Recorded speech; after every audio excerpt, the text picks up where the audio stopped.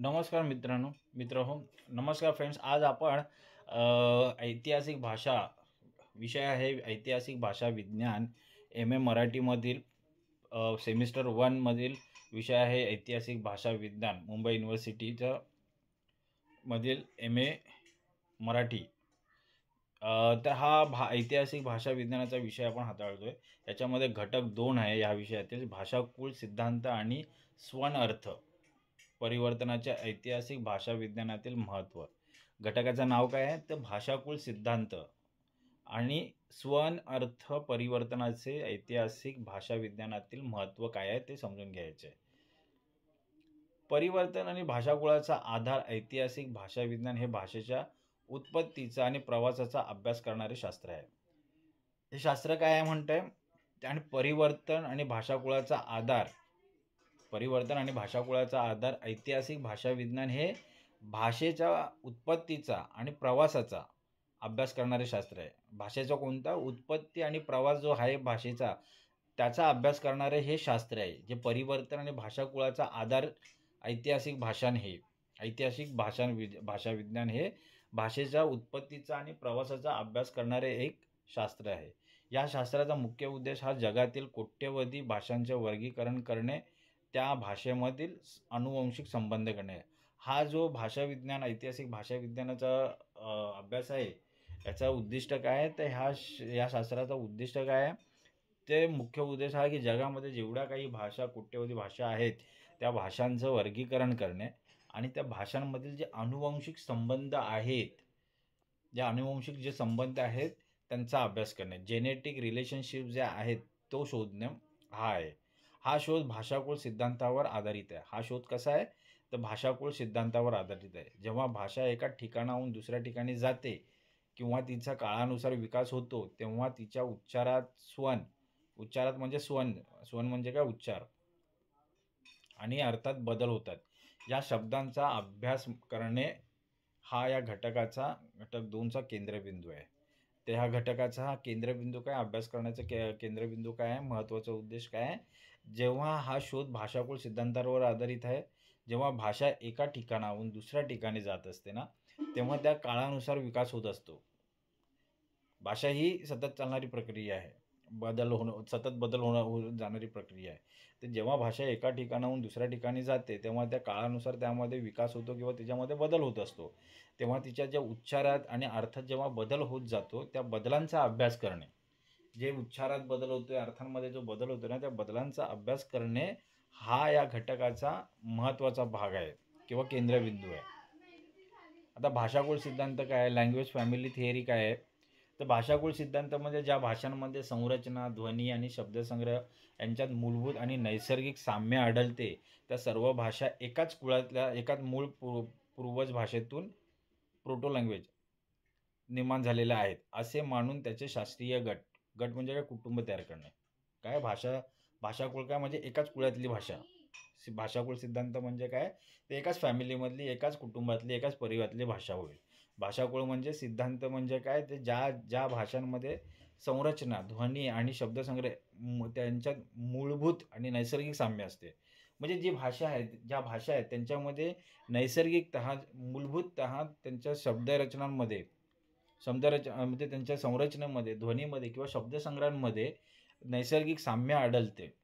त्या सर्व भाषा एकाच मूळ पूर्वज भाषेतून निर्माण झालेल्या आहेत असे मानून असे जे साम्य जे आढळते नैसर्गिक किंवा मूलभूत साम्य ज्या भाषांमध्ये आढळते, ध्वनीमध्ये, संरचनेमध्ये, शब्दसंग्रहामध्ये, अशा ज्या भाषा आहेत त्या मूळ पूर्वज भाषा एकाच भाषेमधून निर्माण झालेल्या आहेत असे मानून त्यांचे शास्त्रीय गट किंवा कुटुंब किंवा परिवार तयार करून अभ्यास करणे हे आहे. भाषाकुळाचे आधार काय तर भाषाकुळ निश्चित करण्यासाठी प्रामुख्याने 2 आधार महत्त्वाचे आहेत. ते एखाद्या भाषेचं भाषाकुळ निश्चित करण्यासाठी कोणते 2 आधार घ्यावे लागतात महत्त्वाचे आहेत तर अनुवंशिक साम्य. तर त्या भाषेमधील जे अनुवंशिक साम्य आहे काय ते समजून घेणे. 2 भाषांमध्ये असलेले मूलभूत साम्य अपघाती नसून त्या एकाच मूळ भाषेतून निर्माण आलेले असते. उदाहरणार्थ संस्कृतमधील पितृ, लॅटिनमध्ये पीटर म्हणजे इंग्रजीमधील फादर या शब्दांमधील साम्य दर्शवते की या सर्व भाषा इंडो युरोपियन या एकाच कुळातील आहेत. आता अनुवंशिक साम्य काय आहे, तर दोन भाषांमध्ये असलेले जे मूलभूत साम्य आहे, जे नैसर्गिक साम्य आहे, जे अपघातीमधून नाही आलेले आहेत, ते एकाच मूळ भाषेतून निर्माण झाल्यामुळे आलेले आहेत. ते जे साम्य जे आलेले आहे, ते मूलभूत साम्य आलेले आहे दोन भाषांमध्ये, ते अपघातामुळे नाही आलेले आहेत. ते एकाच ज्याची त्यांची कोणतीतरी एक मूळ भाषा आहे, त्या मूळ भाषेतून ती निर्माण झालेली आहे.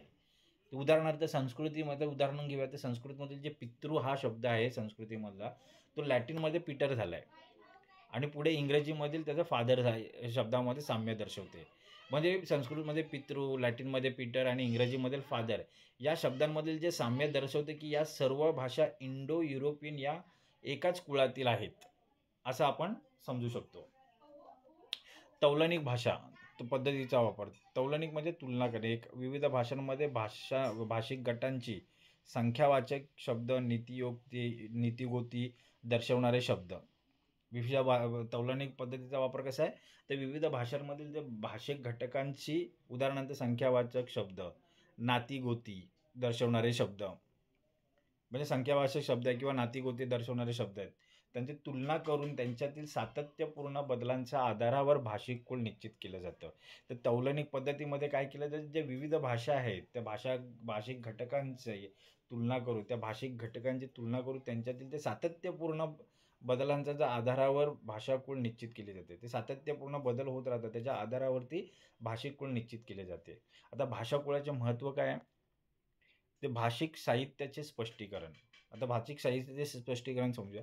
जगातील भाषांचा इतिहास, त्यांची उत्पत्ती, जन्यजनक संबंध स्पष्ट होतात. जगातील भाषांचा इतिहास, त्यांची उत्पत्ती आणि जन्यजनक संबंध स्पष्ट होतात.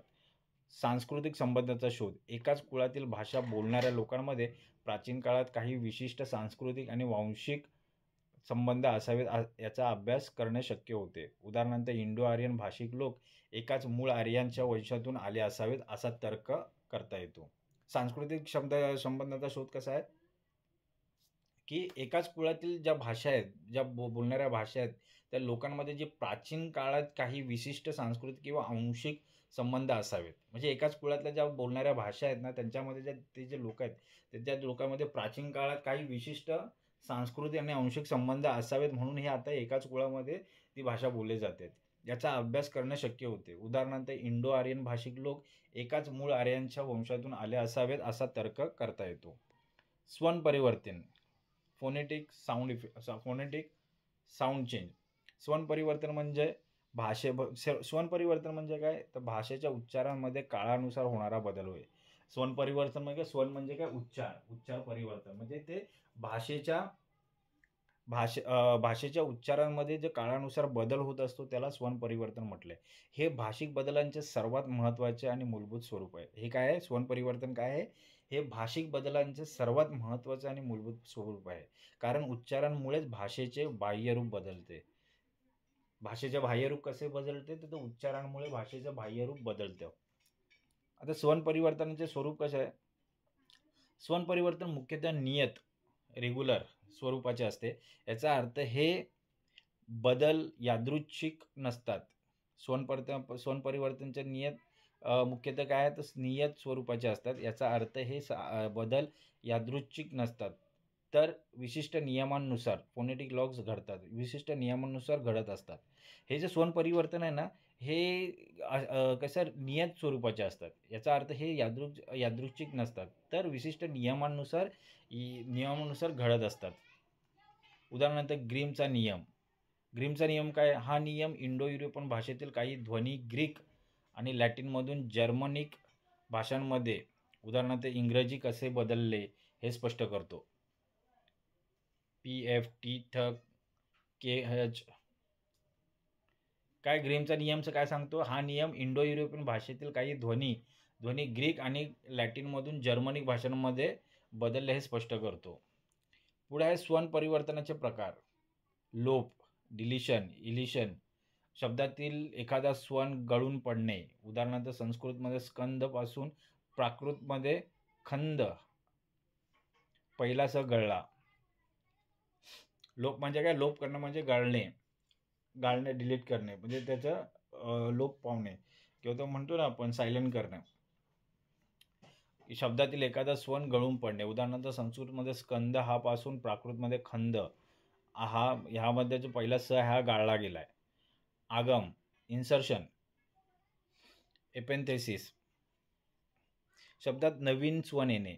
उदाहरणार्थ धैर्यापासून मराठीत धीरज, वाक्यात वचा आगमन झालं, आगम झालं. म्हणजे जे शब्द आहेत त्याच्यामध्ये नवीन स्वन येणे, नवीन उच्चार येणे. धैर्यापासून मराठीत धीरज झालं, धीरजपासून धीरज, म्हणजे याच्यामध्ये वने आगम केलं. आता विकार, मेटाथिसिस. विकार काय आहेत? स्वनांची जागा बदलणे. उदाहरणार्थ संस्कृत वृश्चिक पासून प्राकृत विच्छिक, विच्छुअ असं झालं. विकारमध्ये स्वनांची जागा बदलते. विकारमध्ये आगममध्ये नवीन शब्द येतात. स्कंदमध्ये पहिला शब्द गाळला जातो आणि विकारमध्ये स्वरांची जागा बदलते. समीकरण, ॲसिमिलेशन. जवळचे दोन स्वन परस्परांना मिळून एक होणे. जे जवळचे दोन स्वन आहेत, उच्चार आहेत, ते परस्परांना मिळून एक होणे. उदाहरणार्थ संस्कृत कर्म चे प्राकृत मध्ये कम्म होणे. ओके, तर हे आपण घटक पाहिले, प्रकार पाहिले स्वन परिवर्तन. तर स्वन परिवर्तन कोणत्या कोणत्या भागात होतात? लोप, लोपमध्ये काय?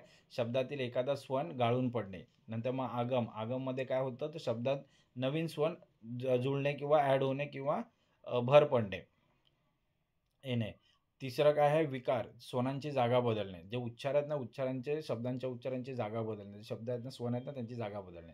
समीकरण काय? जवळचे दोन स्वन आहेत त्या परस्परांना मिळून एक होणे. जे दोन स्वन जवळचे आहेत ते परस्परांना, कर्मचं कम्म झालं, हे समीकरण होय. भाषिक अभ्यासातील महत्त्व. स्वन परिवर्तनचा अभ्यास हाच भाषिक पुनर्रचना पद्धतीचा आधार होय. जे स्वन परिवर्तनाचा अभ्यास आहे काय? पुढे भाषाची पुनर्रचना करायचे पुनर्रचना पद्धतीचा आधार आहे.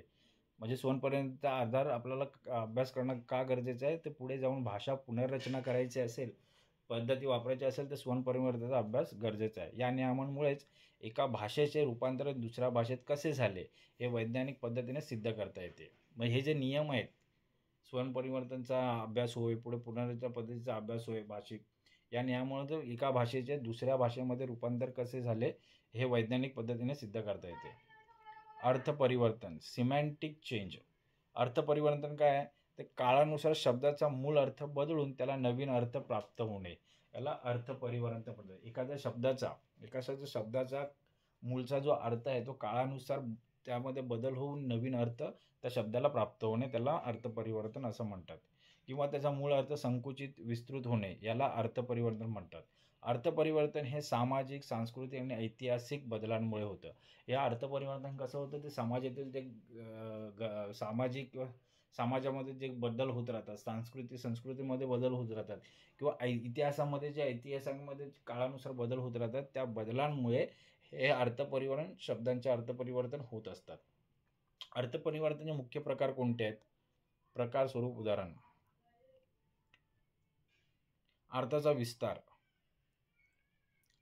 जनरलायझेशन.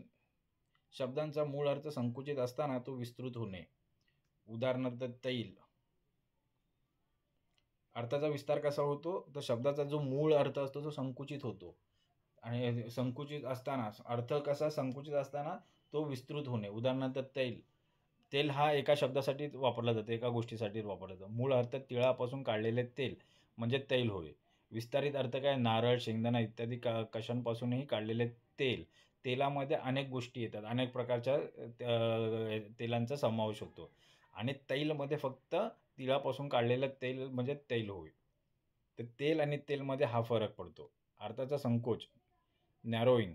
शब्दाचा मूळ अर्थ विस्तृत असताना, म्हणजे एखाद्या शब्दाचा अर्थ विस्तृत आहे तो संकुचित होणे. म्हणजे मृग म्हणजे मूळ कोणताही वन्य प्राणी. आता संकुचित, त्याचा अर्थ संकुचित झालाय, फक्त एकाच गोष्टीला लागू पडतो. आता फक्त हरिण झालेला आहे. अर्थाचा विस्तार, अर्थाचा संकोच. पुढे अर्थांतर, शिफ्ट आणि ट्रान्सफरन्स. शब्दाचा मूळ अर्थ पूर्णपणे बदलून नवा अर्थ प्राप्त होणे. मग एखाद्या शब्दाला जो मूळ अर्थ आहे तो बदलून नवा अर्थ त्या शब्दाला प्राप्त होणे म्हणजे अर्थांतर होणे म्हणतात. ओके. खतरा मूळ अर्थ धोकादायक आणि किंवा धोका. आधुनिक अर्थ उत्कृष्ट, भन्नाट, सध्याच्या विभागामध्ये भाषित आहे. अर्थाचा ऱ्हास होणे. डिजनरेशन डिजनरेशन डिजनरेशन अर्थाचा शब्दाचा अर्थ चांगल्याकडून वाईटाकडे जाणे. म्हणजे एखाद्या शब्दाचा अर्थ जर चांगला असेल त्याच्याकडून वाईटाकडे जाणे. उदाहरणार्थ वेण्या, मूळ अर्थ हुशार, सध्याचा अर्थ वेडा किंवा खुळा. म्हणजे चांगल्या अर्थापासून वाईट अर्थाकडे जाणे. पण अर्थपरिवर्तनाचे कारण हे 4 आपण पाहिले. कोणते आहेत? अर्थाचा विस्तार, अर्थाचे संकोच. अर्थाचा विस्तार म्हणजे काय? शब्दाचा एक अर्थ असेल तर त्याच्यापासून अनेकामध्ये जाणे, त्याचा विस्तार होणे. संकोच करणे म्हणजे काय? त्याचा ज्या शब्दाचा अनेक विस्तृत अर्थ असेल त्याचा अर्थ संकुचित होणे. अर्थांतर म्हणजे काय? शब्दाचा मूळ अर्थ पूर्णपणे नष्ट बदलून नवा अर्थ प्राप्त होणे. अर्थाचा ऱ्हास म्हणजे काय? जो शब्दाचा मूळ अर्थ म्हणजे शब्दाचा जो अर्थ आहे तो चांगल्याकडून वाईटाकडे जाणे. म्हणजे अर्थच बदलणे. परिवर्तनाची कारणे काय? सामाजिक बदल, सामाजिक रूढी सामाजिक बदल काय आहेत? समाजात रूढी, परंपरा, वस्तू बदलल्यास अर्थ बदलतो. पुढे अज्ञान किंवा गैरसमज असेल त्यामुळेही शब्दांचा मूळ अर्थ माहीत नसताना तो वापरल्यास म्हणजे शब्दाचा मूळ अर्थ माहीत नसेल तर तो आपण वापरतो वेगळ्या अर्थाने. म्हणजे अज्ञानता असते आपल्यामध्ये किंवा गैरसमज असतो. भावनिक वापर, अप्रिय शब्द टाळण्यासाठी गोड शब्दांचा वापर करणे. नंतर मग आता शेवटच्या याच्यामध्ये आहे की ऐतिहासिक समारोप काय? ऐतिहासिक भाषा विज्ञानातील समन्वय. ऐतिहासिक भाषा विज्ञानात भाषाकुल सिद्धांत. परिवर्तन, अर्थपरिवर्तन या संकल्पना परस्परांशी जोडल्या आहेत. भाषाकुल सिद्धांत भाषेच्या आनुवंशिक शब्दांचा शोध घेतो. तर स्वन परिवर्तन हे संबंध कसे सिद्ध झाले हे स्पष्ट करते. अर्थपरिवर्तन भाषेचा सामाजिक आणि सांस्कृतिक इतिहास उलगडण्यास मदत करते. अर्थपरिवर्तन काय करते? ते भाषेचा सामाजिक आणि सांस्कृतिक इतिहास उलगडण्यास मदत करते. या तिन्ही घटकांचा अभ्यास केल्यामुळे मराठीसारख्या कोणत्याही भाषेचा प्रवास, तिची उत्पत्ती आणि तिने स्वीकारलेले भाषिक वळण शास्त्रीय दृष्टिकोनातून समजून घेता येते. आता काही संक्षिप्त टिपा आल्यात त्या पाहूया. Short notes. भाषाकुल सिद्धांत भाषेमधील नैसर्गिक आणि अनुवांशिक साम्यांवर आधारित त्यांचे गट पाडणे. भाषाकुल सिद्धांत काय? भाषांमधील ते नैसर्गिक आणि अनुवांशिक साम्य आहेत त्यांच्या आधारावर त्यांचे गट पाडणे. जगातील भाषा एकाच मूळ पूर्वज भाषेतून आल्या असावेत यावर हा सिद्धांत आधारित आहे. उदाहरणार्थ इंडो युरोपियन भाषाकुळ. स्वन परिवर्तनाचे नियम. उच्चारामध्ये होणारे जे बदल आहेत उच्चारांमध्ये होणारे बदल अनियमित नसतात तर ते विशिष्ट नियमांनुसार घडत असतात. या नियमांमुळे पुनर्रचना शक्य होते. उदाहरणार्थ ग्रीमचा नियम, स्वन स्वन विकार, स्वन समीकरण हे त्यांचे प्रकार होत. अर्थाचा ऱ्हास, सिमॅन्टिक डिजनरेशन. शब्दाचा अर्थ चांगल्या किंवा तटस्थ अर्थाकडून वाईट अर्थाकडे जाणे. अर्थाचा ऱ्हास होणे म्हणजे काय? तर शब्दाचा अर्थ चांगल्याकडून वाईट अर्थाकडे जाणे. उदाहरणार्थ वेणापासून मूळ अर्थ हुशार याचा अर्थ आज वेडा किंवा खुळा असा झाला आहे. तौलनिक पद्धती. 2 किंवा अधिक समकालीन भाषांमधील समान शब्दांची तुलना करून त्यांच्यातील सातत्यपूर्ण बदलांवरून त्यांचा मूळ पूर्वज भाषेचे रूप निश्चित करणे. भाषाकुळ निश्चितीसाठी ही पद्धत अत्यंत मूलभूत आहे. बहुपर्यायी शब्द प्रश्न आले ते पाहूया. 2 किंवा अधिक भाषा एकाच मूळ भाषेतून आल्याचे गृहीतक कोणत्या सिद्धांताने मांडले जाते? भाषाकुळ सिद्धांत.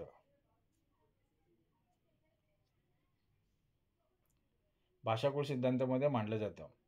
तेल फक्त तिळाच्या शब्दाचा अर्थ सर्व प्रकारचे तेल असा होणे. या अर्थपरिवर्तनाचा कोणता प्रकार आहे? अर्थाचा विस्तार. स्वन परिवर्तनाचा कोणता प्रकार कर्मापासून कम्म झालो? आज समीकरण मधला आहे. वृश्चिक, संस्कृत पासून विच्छुक प्राकृत होणे हे स्वन परिवर्तन कोणत्या प्रकारात मोडते?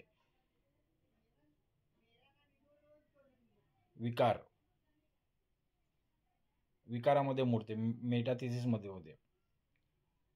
ग्रीमचा नियम कोणत्या भाषिक बदलाशी संबंधित आहे? स्वन परिवर्तन बदलाशी संबंधित आहे. तर मित्रांनो, हा घटक आपण इथे संपवलेला ऐतिहासिक भाषा विज्ञान. भाषाकुळ सिद्धांत काय आहेत? भाषाकुळ म्हणजे काय? ते एकाच कुळातील भाषांचा अभ्यास करणे. स्वन अर्थ परिवर्तनाचे नियम पाहिले आपण. स्वर्ण अर्थ कसे बदलतात, त्यांचे प्रकार कोणते आहेत, त्यांचे नियम काय ते पाहिले आणि त्याचे महत्त्व काय ते पाहिलेलं आहे. तर आज आपण इथेच थांबूया. हा घटक चांगल्या प्रकारे समजून घेण्यासाठी तुम्ही हा व्हिडिओ वारंवार पहा, जेणेकरून हा घटक तुम्हाला चांगल्या प्रकारे समजेल. तर आज आपण इथेच थांबूया. धन्यवाद.